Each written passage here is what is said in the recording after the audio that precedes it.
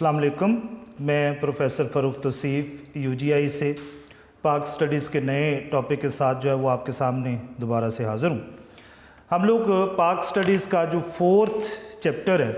जिसमें हम इस्लामाइजेशन के बारे में जो है वो बात कर रहे हैं, नफाज़ इस्लाम के बारे में कि पाकिस्तान बनने के बाद नफाज़ इस्लाम के लिए जो है वो क्या इक़दामात किए गए, क्या स्टेप्स उठाए गए। इसमें जो लास्ट लेक्चर था उसमें हम लोगों ने बात जो है वो की थी पाकिस्तान के जो तीनों कॉन्स्टिट्यूशंस हैं, दसातीर हैं, दस्तूर जो हैं। अब उसमें हमने ज़िक्र किया था कि एक तो 1956, फिर 1962, फिर 1973, 3 आइन हैं अभी तक पाकिस्तान में बने। 73 का जो कॉन्स्टिट्यूशन है उसमें अमेंडमेंट्स तो बहुत सारी हैं, लेकिन उसको कम्प्लीटली जो है वो चेंज नहीं किया गया है। इन तीनों दसातीर 3 ऑफ दीज कॉन्स्टिट्यूशंस जो हैं, तो उसमें जो इस्लामिक प्रोविजंस हैं, इस्लामी दफ़ात हैं, उनका हमने लास्ट जो है वो ज़िक्र किया था। अच्छा, इसमें इम्पॉर्टेंट चीज़ जो तीनों ही कॉन्स्टिट्यूशंस में कॉमन थी लेकिन 1973 में जो है उसमें एडिशन की गई, वो पाकिस्तान का जो सरबराह था, प्रेसिडेंट, सदर, उसका मुस्लिम होना जो है वो रखा गया था। लेकिन 1973 में इसमें प्राइम मिनिस्टर को भी दाखिल कर दिया गया कि जो प्रेसिडेंट एंड प्राइम मिनिस्टर हैं वो दोनों ही मुस्लिम्स होंगे। लेकिन 73, 62 और 56 में एक डिफरेंस है। 56 और 62 के कॉन्स्टिट्यूशन में मुस्लिम को डिफ़ाइन नहीं किया गया था, मुसलमान की तारीफ़ बयान नहीं की गई थी। लेकिन 73 के क्रेडिट में एक बात है कि उसमें मुस्लिम की डेफिनेशन बयान कर दी गई थी कि असल में कौन मुसलमान है और कौन होगा जो प्रेसिडेंट और प्राइम मिनिस्टर की सीट पर बैठेगा। अच्छा, अब इन तीनों की बात मैंने कर दी, लेकिन जुल्फ़िकार अली भुट्टो की हुकूमत ख़त्म होने के बाद पाकिस्तान में जो है वो मार्शल लॉ लगाया गया बाय द जनरल ज़ियाउल हक़। अब जनरल ज़ियाउल हक़ के बारे में बहुत सारी बातें, बहुत सारी नेगेटिव बातें लोग करते हैं, कहते हैं, लेकिन उसके बावजूद ज़ियाउल हक़ के एक ट्रू मुस्लिम होने के बारे में कभी किसी ने कोई बात नहीं की। इवन पीपल्स पार्टी के लोग, जिनकी सबसे ज़्यादा दुश्मनी जो है वो उससे है ज़ियाउल हक़ के साथ, क्योंकि उनकी हुकूमत ज़ियाउल हक़ ने ही ख़त्म की और ख़त्म करके जो है वो सीट पर बैठा, फिर वो भी आज तक उसकी करैक्टर असैसिनेशन नहीं कर सके। यानी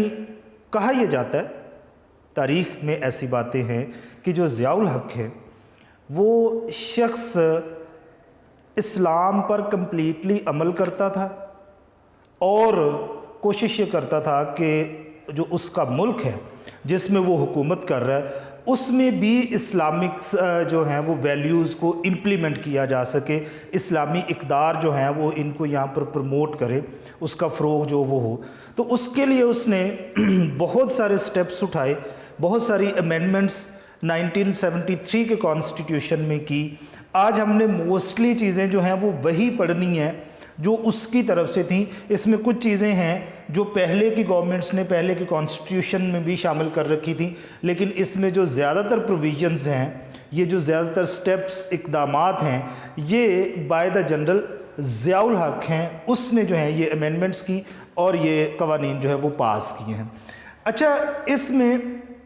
सबसे ऊपर मैंने इन्फोर्समेंट ऑफ हदूद ऑर्डिनेंस की इम्प्लीमेंटेशन का जो है वो यहाँ पर जिक्र किया हुआ है कि जो हदूद ऑर्डिनेंस है इसको यहाँ पर जो है वो नाफज किया गया था। अच्छा, इसमें यह कहा गया कि वो तमाम तर जुर्म जो कि बड़े सीरियस नौयत के होते हैं, बड़े संजीदा किस्म के हैं, उनके अगेंस्ट जो पाकिस्तान में सज़ाएँ दी जाएंगी वो अकॉर्डिंग टू ब्रिटिश लॉ नहीं होंगी।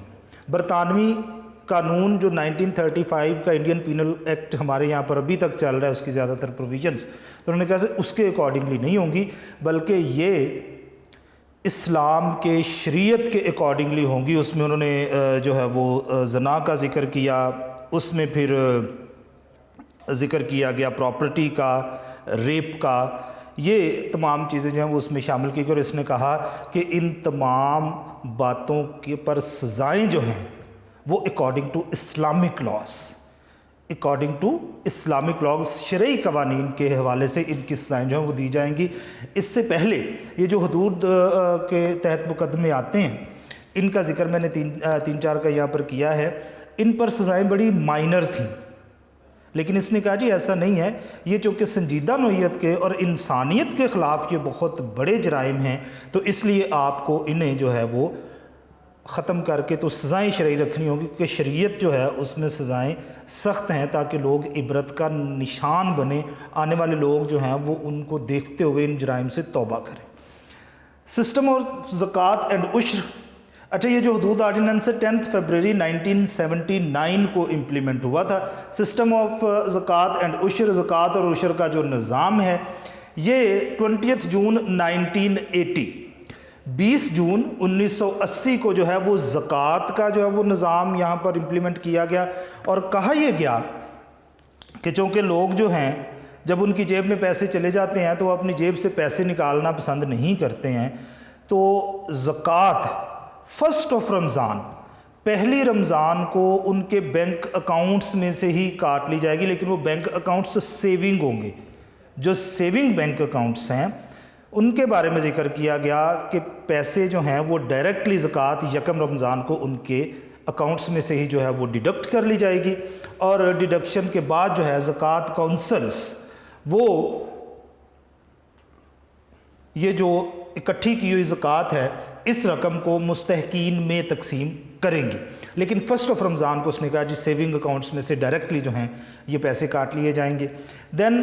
उशर जो है वो 1983 में कलेक्ट करना शुरू किया था, डिडक्ट करना शुरू किया था from the bank accounts of the farmers. जो किसान हैं उनके बैंक अकाउंट से यकम रमज़ान को उशर जो है वो ज़रई पैदावार पर जो है वो काटना शुरू कर दे। लेकिन ये 1983 यानी 3 साल के बाद जो है ये इम्प्लीमेंट हुआ। ये सिस्टम अच्छा था,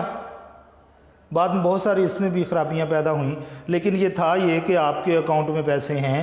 आप पर ज़कात वाजिब है, निसाब के तहत आप आते हैं, तो इन डैट केस आप डायरेक्टली जो है वो बैंक से आपके पैसे जो है वो डिडक्ट कर लेंगे। अच्छा, उसके बाद एलिमिनेशन ऑफ इंटरेस्ट, यकम जनवरी 1981, 1 जनवरी 1981 को उन्होंने कहा जी हम लोग सूद मुकम्मल तौर पर ख़त्म कर रहे हैं। अच्छा, अब ये बड़ा अहम है, उन्होंने कहा जी सूद चूँकि मुकम्मल ख़त्म हो जाएगा तो अब जो सेविंग अकाउंट्स हैं उनका फिर कॉन्सेप्ट नहीं रहेगा कि सेविंग अकाउंट जो हैं उन पर आप लोगों को जो है वो सूद मिलता है। उन्होंने कहा जी हम सूद को ऑल ऑफ अ सडन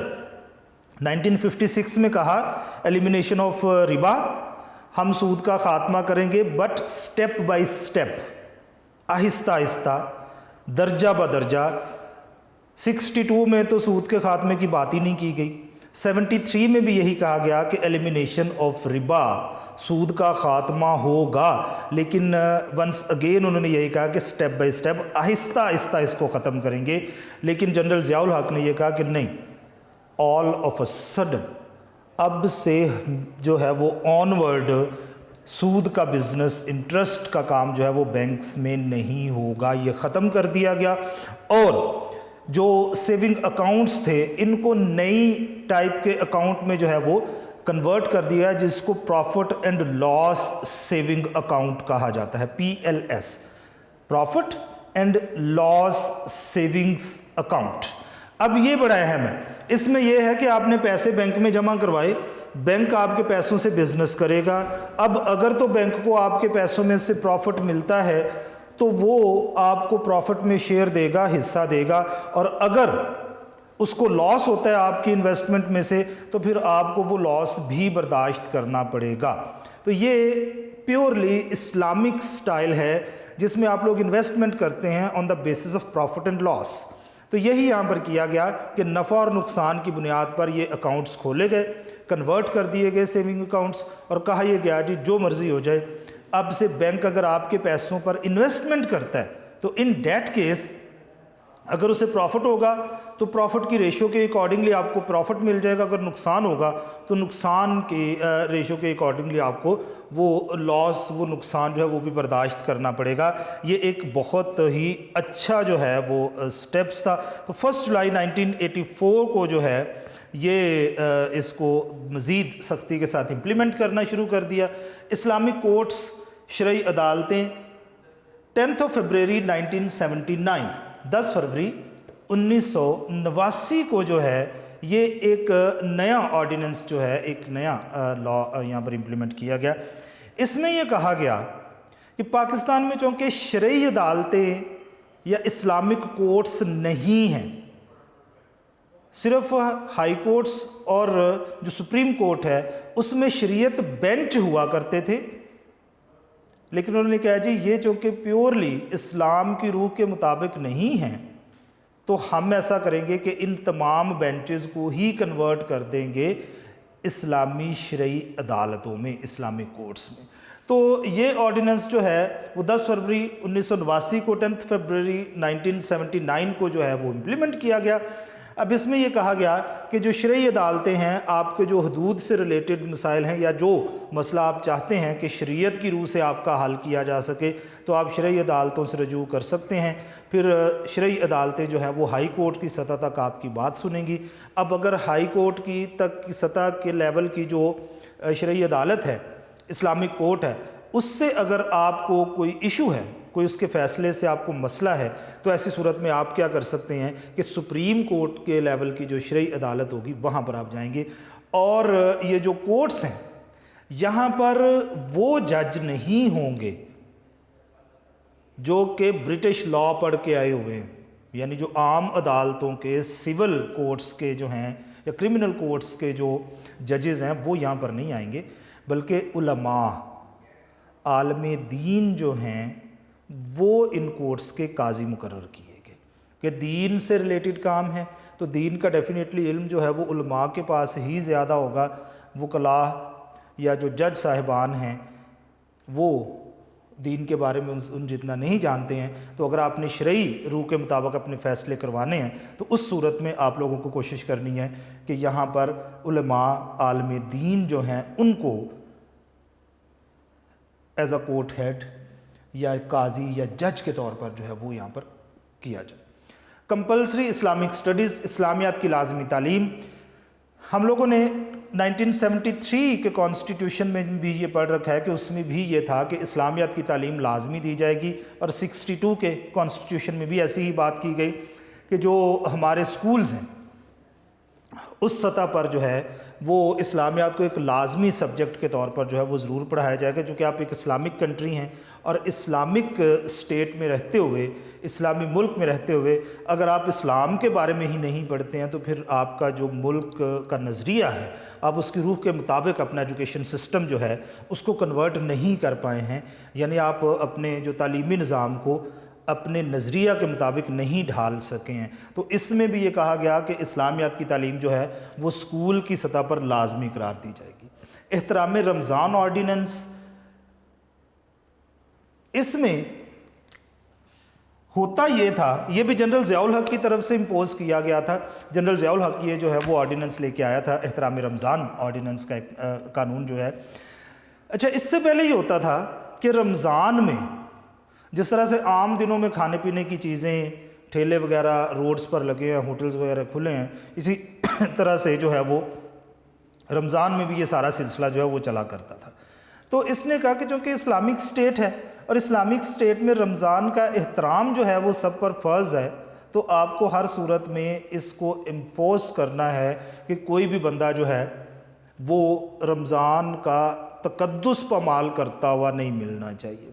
اب آپ نے روزہ نہیں رکھا، کسی مجبوری کی وجہ سے نہیں رکھا، وہ معاملہ آپ کا اور اللہ کا ہے، لیکن آپ ان لوگوں کے سامنے کھانے پینے کی جسارت نہیں کر سکتے ہیں جو لوگ روزے سے ہیں اور جن کو اللہ نے توفیق عطا کر رکھی ہے۔ تو اس نے کہا جی اگر کوئی بندہ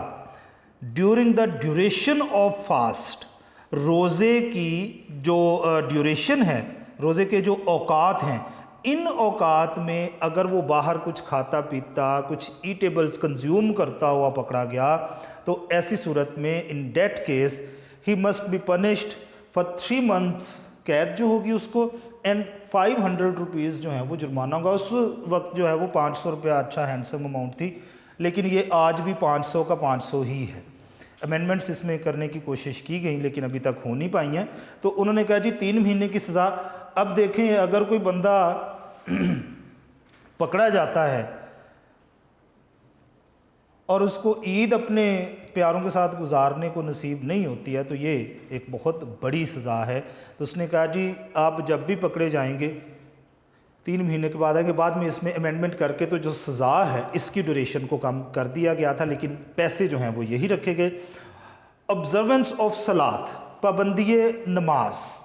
اچھا یہ بھی آرڈیننس ضیاء الحق کی طرف سے امپوز کیا گیا تھا. اس نے کہا کہ جتنے بھی ادارے ہیں, ڈپارٹمنٹس ہیں,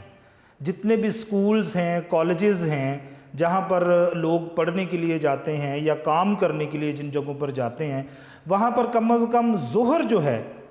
اس کا ٹائم تو ہو جاتا ہے اور آپ لنچ بریک بھی دیتے ہیں. تو اس نے کہا جی جو لنچ بریک ہے اس کی ڈیوریشن کو آپ تھوڑا سا بڑھا لیں اور نماز کی پابندی کروائیں. اس کو وقفہ نماز جو ہے آپ کہہ لیں, تو آپ لنچ بریک کو تھوڑا سا بڑھائیں, اس میں نماز کو شامل کریں. اور اس نے کہا جی جو ہیڈز ہوں گے ان سکولز, کالجز یا ڈپارٹمنٹس کے, اداروں کے, یہ ان کی ذمہ داری ہے کہ بچے یا ان کے جو سب آرڈینیٹس ہیں جو ان کے ماتحت ہیں وہ سارے کے سارے جو ہیں وہ کم از کم ظہر کی نماز ضرور ادا کریں گے. کیونکہ ہم سب جانتے ہیں کہ ہر ادارے میں کم از کم ظہر کا وقت جو ہے وہ ضرور آپ کو کام کے اوقات میں مل جاتا ہے. کمپلسری عربک ایجوکیشن, عربی کی لازمی تعلیم. اچھا یہ 62-73 کے جو کانسٹیٹیوشنز ہیں اس میں بھی یہ شامل ہے کہ جناب جو عربی ہے اس کی تعلیم لازمی یہاں پر دی گئی تھی, اور اس کے لیے جو ہائی اسکول کے 3 گریڈز ہیں 6th 7th اینڈ 8, اس نے کہا جی 6ٹھی 7ویں اور 8ویں جماعت میں یہ جو عربک ہے, عربی ہے, اس کو لازمی سبجیکٹ کے طور پر پڑھایا جائے گا, جس کو بعد میں جو ہے وہ ختم کر دیا گیا. لیکن جب تک جنرل ضیاء الحق کی حکومت رہی اس نے عربی کی تعلیم جو ہے یہاں پر لازمی رکھی, اور 6ٹھی سے 8ویں تک فرام 6 to 8 سٹینڈرڈز جو ہیں وہ تمام سکولوں میں عربی کی تعلیم کا جو ہے وہ بندوبست کیا گیا تھا اور یہ پڑھائی جاتی تھی. اسلامک یونیورسٹی جی 2 جنوری 1981, 2 جنوری 1981 میں سعودی عرب کی مدد سے, ان کی دی ہوئی گرانٹ سے فیصل مسجد جو ہے اس کی بیسمنٹ میں ایک اسلامک انٹرنیشنل یونیورسٹی جو ہے وہ بنائی گئی. اور اس کا مقصد یہ تھا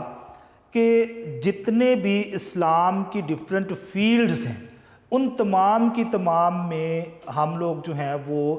PhDs تک کی, ڈاکٹریٹ تک کی ڈگریز جو ہیں وہ آفر کریں گے. اور یہ جو یونیورسٹی ہے آج اسلام آباد کے ایک دوسرے سیکٹر میں شفٹ ہو گئی ہے, اور اب یہ دنیا کی جو بڑی اسلامک یونیورسٹیز ہوتی ہیں اس میں شمار کی جاتی ہے, اور آلموسٹ دنیا کے ہر ملک سے جو ہے وہ مسلم سٹوڈنٹس یہاں پر اسلامک ایجوکیشن حاصل کرنے کے لیے آتے ہیں. اسلام آباد میں یہ جو ہے وہ اب ایک نئے سیکٹر میں شفٹ ہو گئی ہے, ٹرانسفر ہو گئی. وہاں جو فیصل ماسک میں اس کا کیمپس تھا وہ بند کر دیا گیا تھا. اب یہ ایک بہت بڑا اقدام تھا, سعودی عربینز کی مدد سے یہ شروع کیا گیا, گرانٹ ساری کی ساری انہوں نے دی تھی. پیٹرونج آف مدرساز, مدرسوں کی سرپرستی,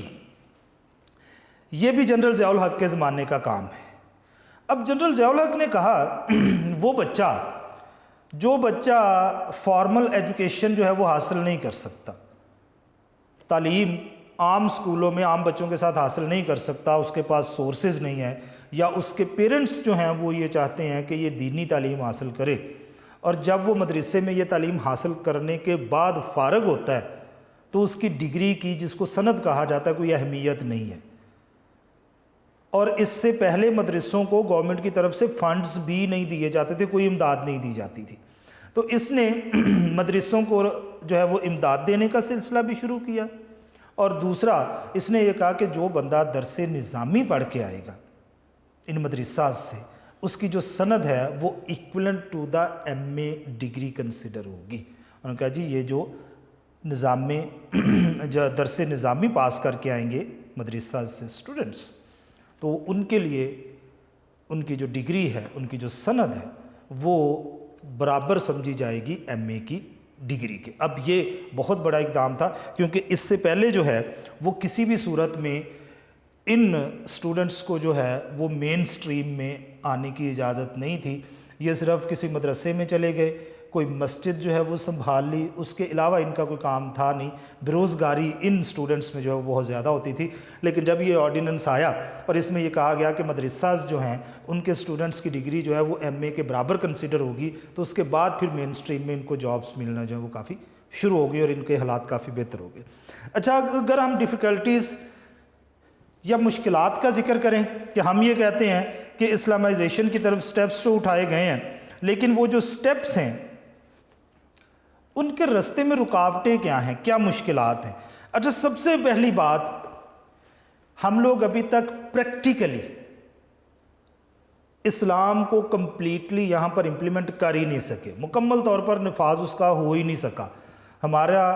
زیادہ تر کانسٹیٹیوشن کا حصہ جو ہے وہ 1935 انڈین پینل ایکٹ کے تحت ہی چل رہا ہے. برٹنز کا بنایا ہوا قانون ہے، اسی کے اکارڈنگلی ہم کام کر رہے ہیں. اب اگر تو کمپلیٹلی اسلامک جو ہمارے آرڈیننسز ہیں ان کو یہاں پر امپلیمنٹ کر دیا جائے، یعنی مکمل قرآن جو ہے وہ یہاں پر اپلائی کر دیں آپ لوگ ایز اے کانسٹیٹیوشن، دستور کے طور پر، تو پھر بہت سارے ایسے لوگ جو سیکولر سوچ رکھتے ہیں اور ان میں سے زیادہ تر ہمارے حکمران ہوتے ہیں، تو وہی جو ہیں وہ اسلامک لاز کے زمرے میں آ کے تو پھنسنے کا اندیشہ ہے. اس لیے بیوروکریٹس اور سیاستدان سب سے پہلے یہ جو سیکولر سوچ رکھتے ہیں یہ چاہتے ہیں کہ یہاں پر ایسی امپلیمنٹیشن نہ ہو سکے تاکہ ہمارا کام چلتا رہے اور ہم دین کے بنائے ہوئے قوانین کے زمرے میں نہ آئیں، کیونکہ اس میں پکڑے جانے کے بعد آپ کے بچنے کی گنجائش رہتی ہی نہیں ہے. اب علماء کوشش کرتے ہیں کہ ایسا ہو سکے، لیکن ہمارے جو علماء ہیں ان کی چونکہ بات اتنی ایوانوں تک پہنچ نہیں پاتی ہے، جس کی وجہ سے ہمارے معاملات جو ہیں وہ کافی خراب ہیں. اچھا، اب ہم نے جو ہمارے شہریوں کے حقوق اور فرائض ہیں، rights and duties of the citizens, ان کے بارے میں ذکر کرنا ہے. اچھا، سب سے پہلے ہم لوگوں نے ذکر کرنا ہے رائٹس کا یا حقوق کا. رائٹس یا حقوق دو قسم کے ہوتے ہیں، ایک مورل اخلاقی، دوسرے لیگل یا قانونی. اب مورل رائٹس کون سے ہیں یا اخلاقی حقوق کون سے ہیں؟ مورل رائٹس یا اخلاقی حقوق ایسے حقوق کو کہا جاتا ہے جو پورے نہ کرنے پہ آپ قانون کے زمرے میں نہیں آتے. یعنی اگر آپ اپنا یہ حق جو ہے کسی کو نہیں دیتے تو ایسی صورت میں قانون آپ کا کچھ نہیں بگاڑ سکتا. یہ جو ہیں یہ ہمارے حقوق کے زمرے میں، اخلاقی حقوق کے زمرے میں آتے ہیں، اور ان کا پیورلی جو ڈپینڈنسی ہے وہ ہوتی ہے آپ کی جو لوکل کلچرل ویلیوز ہوتی ہیں، جو آپ کی مقامی ثقافتی قدریں ہوتی ہیں، ان کے اکارڈنگلی یہ مورل حقوق جو ہیں وہ بنائے جاتے ہیں. اس میں جیسے والدین کی خدمت کرنا، والدین کا حق ہے کہ آپ ان کی خدمت کریں، لیکن اگر آپ نہیں کرتے تو دین کے معاملات تو آپ کے خراب ہیں، لیکن قانون اس زمرے میں کچھ نہیں کر سکتا. بیوی کے شوہر پر حقوق ہیں، وہ اگر شوہر پورے نہیں کرتا وہ قانون کچھ نہیں کہتا، لیکن اسلام کیا کہتا ہے، دین کیا کہتا ہے، اس کے زمرے میں آپ لوگ جو ہیں وہ آ سکتے ہیں. تو ایسے حقوق جس میں قانون لاز امپلیمنٹ نہیں ہوتے، قانونی زمرے میں نہیں آتے، وہ سارے کے سارے جو ہے وہ اخلاقی یا مورل حقوق کہلاتے ہیں. دین قانونی یا لیگل رائٹس. اچھا، اب یہ وہ سارے کے سارے رائٹس ہیں جن رائٹس کو اگر آپ پورا نہیں کرتے تو قانون حرکت میں آتا ہے. یہ لاز کے انڈر آتے ہیں، اگر آپ یہ پورے نہیں کرتے تو قانون حرکت میں آئے گا اور آپ کو اس کی سزا قانون سے ملے گی. اب سب سے پہلے ہم لوگ بات کر لیتے ہیں سول رائٹس کی، معاشرتی حقوق کی. اس میں سب سے پہلے رائٹ آف لائف، حق زندگی ہے۔ اب یہ ہے بچوں کہ جو بندہ اس دنیا میں آیا ہے اس کو زندہ رہنے کا مکمل حق ہے، آپ اس کو مار نہیں سکتے، آپ اس کی زندگی چھین نہیں سکتے ہیں، وہ زندہ رہے۔ ریزیڈنس رہائش، رائٹ ٹو ریزیڈنس، حق رہائش ہے۔ اب یہ جو رہائش ہے اس کے بارے میں یہ ہے کہ آپ اپنے ملک میں کسی بھی جگہ پر بلا روک ٹوک جو ہے وہ جہاں بھی چاہیں اپنی رہائش اختیار کر سکتے ہیں، آپ کو کوئی روک نہیں سکتا۔ ایک پنجابی اگر سندھ میں، KPK میں یا بلوچستان میں رہائش اختیار کرنا چاہتا ہے تو کوئی بھی اس کو روک نہیں سکتا، وہ آزاد ہے اس معاملے میں۔ پراپرٹی، جائیداد، ہر شہری، یہ یاد رکھنا ہے کہ شہری کا ذکر ہو رہا ہے، سٹیزن کا ذکر ہو رہا ہے کہ ہر شہری جو ہے، ہر سٹیزن اس کے پاس یہ رائٹس ہیں کہ وہ پاکستان کے یا اپنے ملک کے کسی بھی کونے میں کسی بھی جگہ پر پراپرٹی اپنے نام پر یا پارٹنرشپ میں، اکیلا اگر ہولڈ کرنا چاہتا ہے تو وہ اکیلا ہولڈ کر سکتا ہے، اگر پارٹنرشپ میں خریدنا چاہتا ہے تو خرید سکتا ہے، کوئی روک ٹوک اس کے لیے نہیں ہوگی۔ فیملی، خاندان، اس میں بھی یہ کہا گیا ہے کہ بلا روک ٹوک،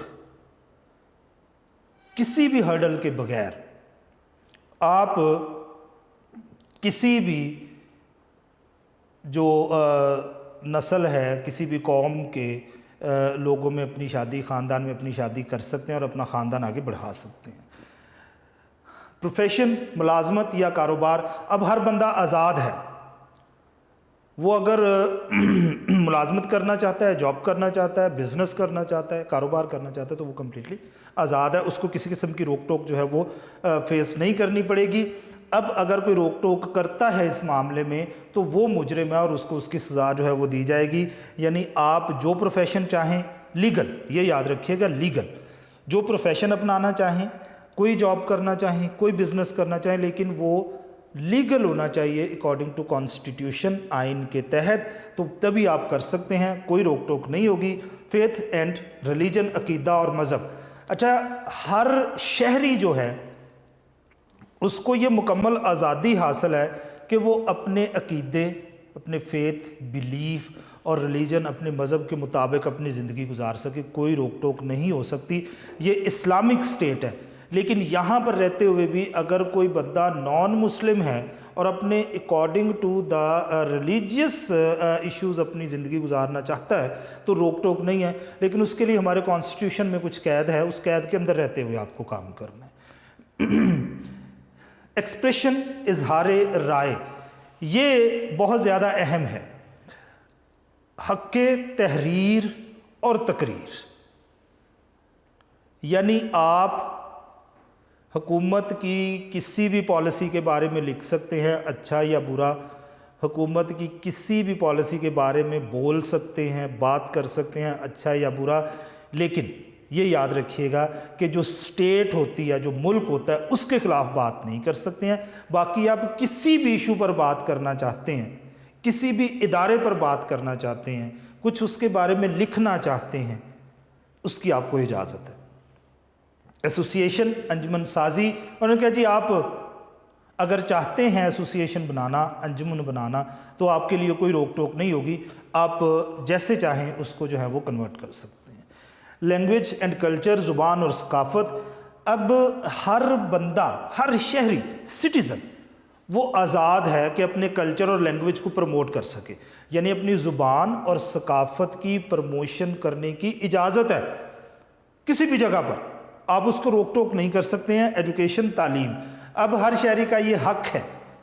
ہر سٹیزن جو ہے اس کے رائٹس میں سے ہے کہ وہ خود بھی تعلیم حاصل کرے، اپنے بچوں کی تعلیم کا بندوبست بھی کرے۔ ایگریمنٹ، معاہدہ، ہر سٹیزن کے پاس یہ رائٹ ہے، یہ حق ہے کہ وہ ایگریمنٹ یا معاہدہ کر سکے۔ دین موومنٹ، رائٹ ٹو موومنٹ، نقل و حرکت، یہ بھی اہم ہے کہ بغیر کسی روک ٹوک کے بندہ ایک جگہ سے دوسری جگہ موو کر سکتا ہے، نقل و حرکت کر سکتا ہے، کسی قسم کی روک ٹوک اس کو نہیں ہوگی۔ ایکویلٹی، مساوات،